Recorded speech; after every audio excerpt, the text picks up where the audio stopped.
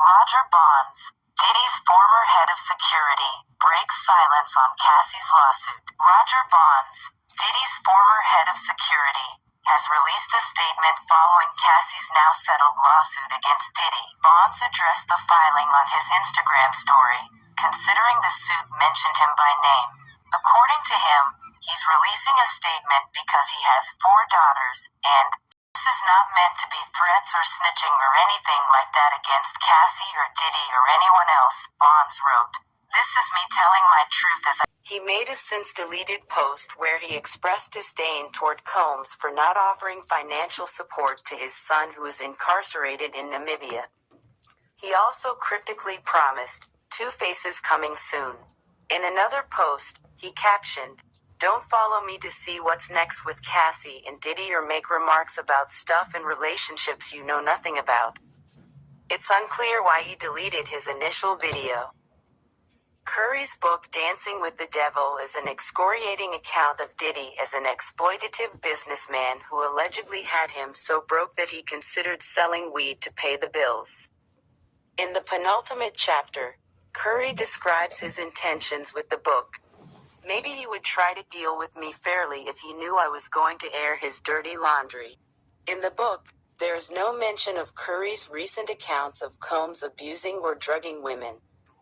He told Art of Dialogue that their party practice of spiking champagne, then giving inebriated women pills, was part of the hip-hop culture. We didn't see nothing wrong with it until Bill Cosby got in trouble. Perhaps putting those details in the book would have unmasked his complicity in Combs' misdeeds. The music industry's #MeToo wave is just getting started. Alongside Curry, Diddy's former security guard Eugene "Big Gene" Deal has been the most devoutly anti-Diddy over the years. Deal worked for Combs throughout the 90s. Since the late 2010s, however, he's live-streamed multiple times a week on YouTube, recounting stories like accusations of Combs assaulting the mothers of his kids Kim Porter and Misa Hilton. Throughout his scandalous live streams and fiery takedowns of Combs, it's worth wondering why he stuck around long enough to have so many salacious stories about someone he can't seem to stand. In a recent video, he claimed that he never saw Combs assault a woman, and would never allow a woman to be violated in his presence. But he's also alleged that he had heard about Combs assaulting Hilton and has said he knew Porter was going through the same thing, Cassie alleged. Deal has previously said that he's working on a book about his time at the label, and he's been unable to promote it because entertainment platforms are fearful of getting on the bad side of his former client. Former Bad Boy president Harve Pierre was hit with a civil suit by a former Bad Boy artist claiming abuse, raising questions about how rampant misconduct was at the label. In a 2022 episode of her Call Her Daddy podcast, former Danity Kane member Aubrey O'Day called her time at the label torture, and said she felt she was removed from the group by Combs for not doing expected things that weren't talent-wise, but in other areas. She added, "There was no #MeToo at that time. There was no protecting anyone at that time. You signed 1 million NDAs and 1 million contracts that took away your rights." Fourth lawsuit was filed by a Jane Doe alleging that Combs and former Bad Boy president Harve Pierre, along with a third man, trafficked and raped her at Combs' New York recording studio in 2003 when she was 17 years old. In a statement to Rolling Stone, Combs says, "I did not do any of the awful things being alleged. I will fight for my name, my family, and for the truth."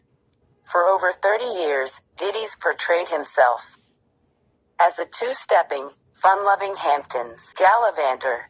Claims that he exploited his artists, hinted that his bigger-than-life persona was overcompensating for something unsavory.